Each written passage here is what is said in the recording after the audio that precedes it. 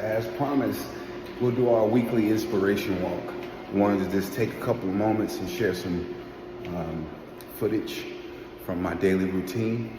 Right now, I'm walking down the hallway of my apartment complex, and I'm going downstairs to mail off pitch letters.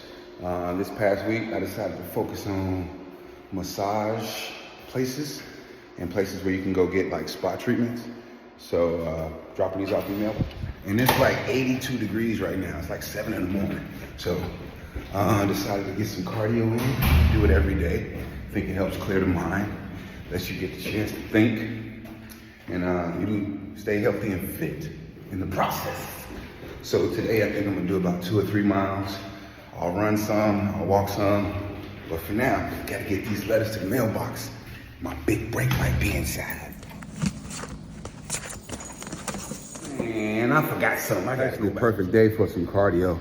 Just forgot something in the car, man. My other earbuds so I can hear. Okay, let's go. Okay, so let's get started. I fast forwarded because you did not want to see me stretching.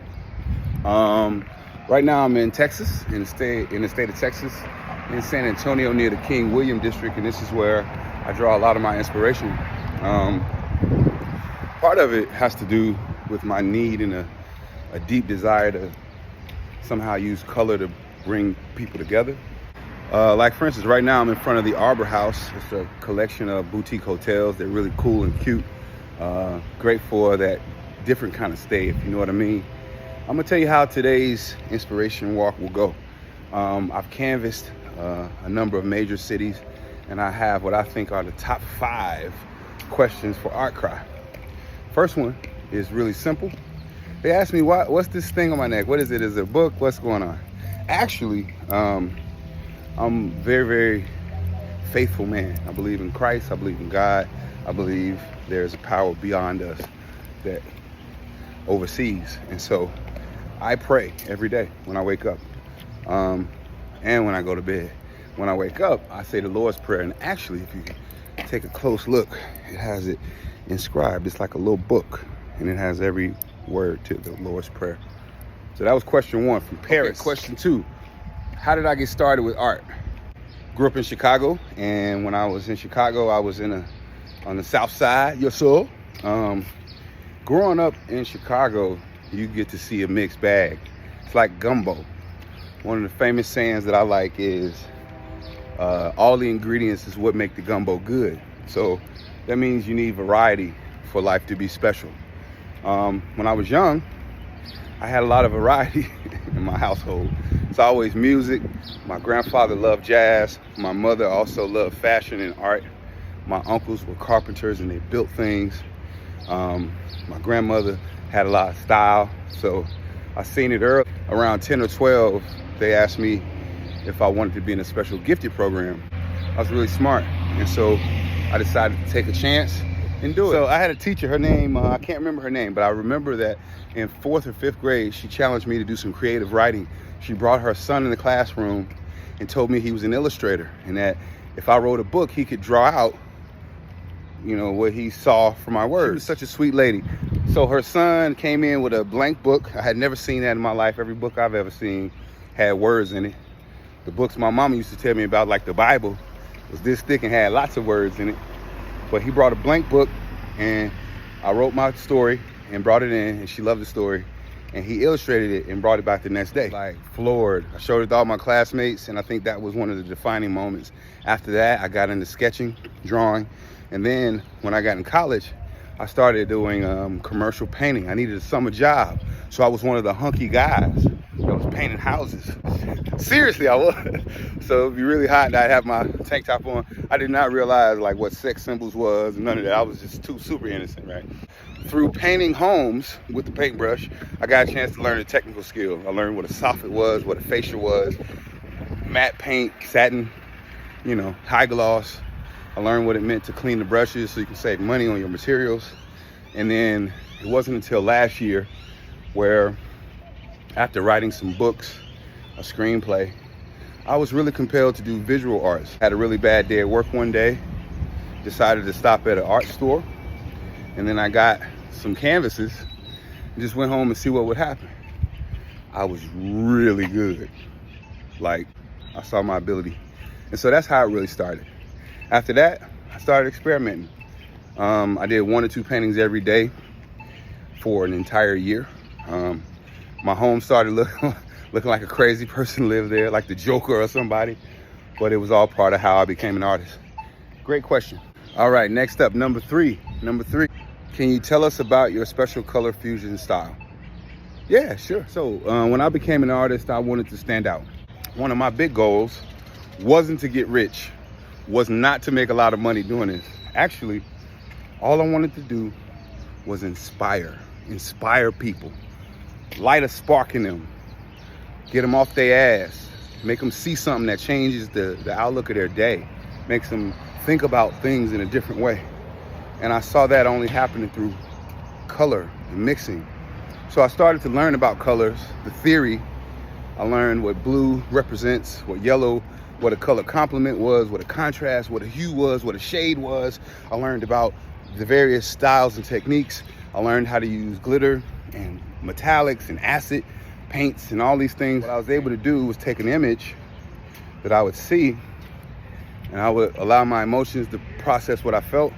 And then somehow I was able to like capture that essence in the color. Kind of like this.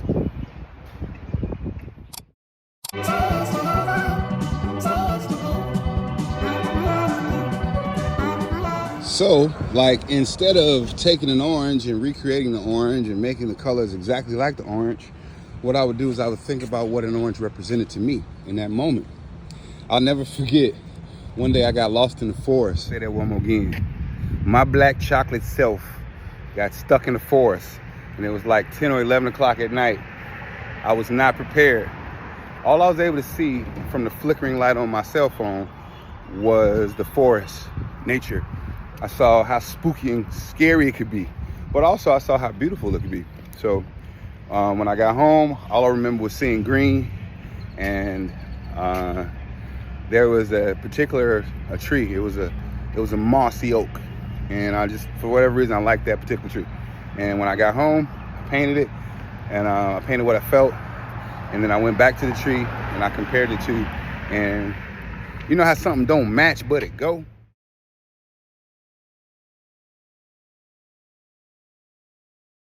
Like when you dressing up, like you don't match but you go. That's what happened.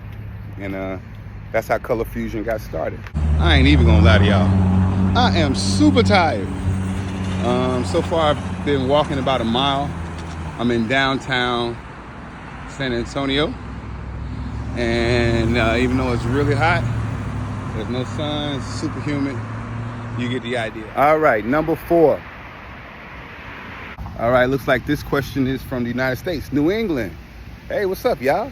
Gotta give me some of that clam chowder, baby. All right, in an interview, you talked about balance and how important it is to have balance in your life when you're trying to be an artist. Tell us more about that. Okay. Just like colors on the rainbow and the spectrum, color has a position that allows us to be able to express things that we can't say with words or even with sound. In order to have the best product, you yourself need to be at your best. Right now, I'm surrounded by a lot of art and balance. I'm surrounded by enough to inspire. Then I get to see art for free, like this amazing sculpture that I'll show you in just a second. And I'm on the Riverwalk. You know, this is a maintained space, so it's always going to look nice. Let's check out this artwork. What is this? Pedro Reyes, volcanic stone and marble. Unsure what that is. That's disgusting. But this right here is very beautiful. Yeah, for me, being my best is having emotional balance, physical balance, as well as spiritual balance. What I like to do is introduce that concept in the painting to provide a little bit of balance to the color. This sign even, the majority of the sign is like a green or a pewter, but you can see these little pops of color, like the reds and the little white. Sometimes I use those pops of color to create balance in the painting and put just enough so that you get that balance that we're talking about. The same way it applies to art is the same way it applies to life. You have to have balance. You have to have a structure you know, a set of rules where if this happens, then you do this. And sometimes things will change, but balance is really important. Not just to create amazing art, but to do anything, really. Awesome question. Last one, number 5, from Spain. Ooh, Madrid, nice. Hey, Madrid, I'll be down there, Madrid. Anyway, the next question says, what are the best ways for us to find your art and follow you? I am so glad you asked. Okay, the absolute best way to find my work, if you're just ready to buy, go to eBay. I typically have artwork there that's on auction, or you have a buy it now option where you can go in and just pay whatever I set the price to be. I'm pretty reasonable. Most of my auctions, they start out at just $1. What? My belief is that you'll get paid for the art based on what the consumer feels that it's worth. You really have to let the market dictate the price. The other way you can find my paintings is to reach out to me via email. With email, what generally happens is we have a consult. We do a video virtual consult. You kind of tell me what you're looking for. You show me the room it's gonna go in.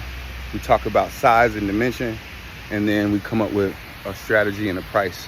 The last way you can find my art is to go to my YouTube channel. Yeah, I upload every day. That's where you found this. I typically will have a contest where you can win a painting, or I'll also have, you know, like some discount. Some paintings will be a penny where you just pay for shipping. And it's all part of giving back and making sure that, purely speaking, we have art available to us. I mean, think about it. When is the last time you had somebody paint you a custom painting just for you from a real artist that you just get in the mail and hang up on the wall? Yeah, I ain't never had it happen. All right, guys, we are at the end of our journey. That's all that I'm willing to share. Okay, thanks for tuning in to the inaugural episode of Inspiration Walks with John Williams, aka ARTCRY.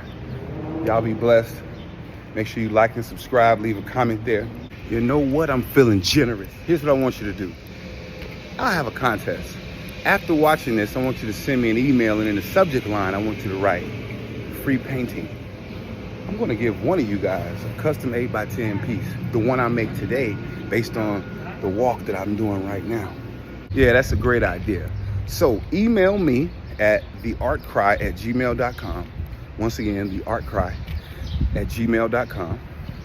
And in 25 words or less, tell me why this inspired you, why this video inspired you. I'm gonna pick one winner, and they're gonna be super happy, dog. All right, I'm tired, I'm hot, I'm sweaty. That's enough for today. I'll see y'all next time. Give me a kiss. Mwah. I'll talk to y'all later. God bless.